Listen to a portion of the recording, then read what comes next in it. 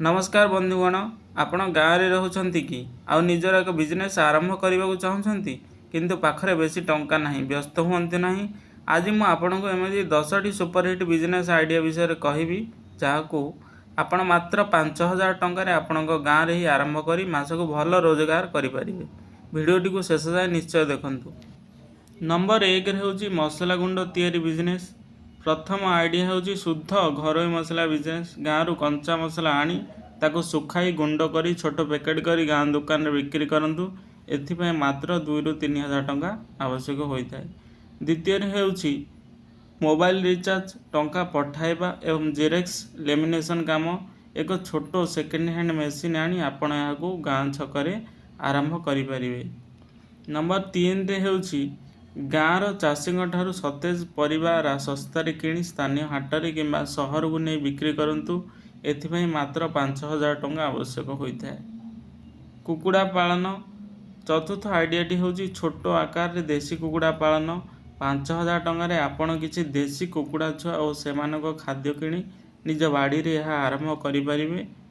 Number 5 रे हूँ चा एवं स्नैक्स दुकान।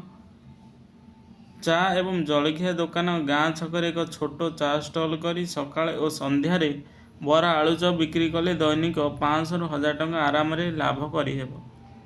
सिलाई एवं टेलरिंग। नंबर 6 रे देखिबा टेलरिंग व्यवसाय। जदि आपण सिलाई जानछंती तेबे 5,000 टंका भितर एक सेकेंड हैंड सिलाई मशीन किनी घरे बसी सिलाई करी रोजगार करिपारिबे। नंबर 7 रे हैला जैविक सार बा जिया खत तैयारी। गाँव में गोबर सहजरे मिले, यह व्यवहार कर जैविक सार तैयारी करंतु और नर्सरी किंबा चाषी मानक बिक्री करंतु। नंबर 8 रे देखिबा महू चाष। महू चाष 5,000 टंकार आपण 1 ରୁ 2ଟି महुमाछी बाक्स किणी यहाँ आरंभ करें। शुद्ध महूर चाहिदा सबुले बाजार में रही एवं एथिरो आपण भल रोजगार करें। नंबर 9 रे आचार और पांपड़ व्यवसाय। घरोई आचार और पांपड़ व्यवसाय। आंब, लेंबू किंबा लंका आचार प्रस्तुति करी सुंदर पैकिंग करी आपण स्थानीय दुकान में सप्लाई करें। नंबर 10 है अगरबत्ती मेकिंग किंबा पैकिंग बिजनेस।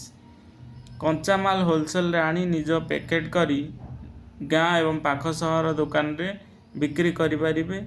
यहाँ भल रोजगार दे पारिबो। तेबे बंधुगण, बिजनेस आरंभ करने बड़ पुंजी नुहे बरम बड़ इच्छा शक्ति दरकार। यही 10टी आइडिया भितर आपन को केउटी सबुठ भल लगिला कमेंट कर निश्चय जनातु। वीडियोटी भल लगी लाइक, शेयर एवं चैनल को सब्सक्राइब करने को भूलंतु नहीं। देखा आगामी वीडियो रे। धन्यवाद।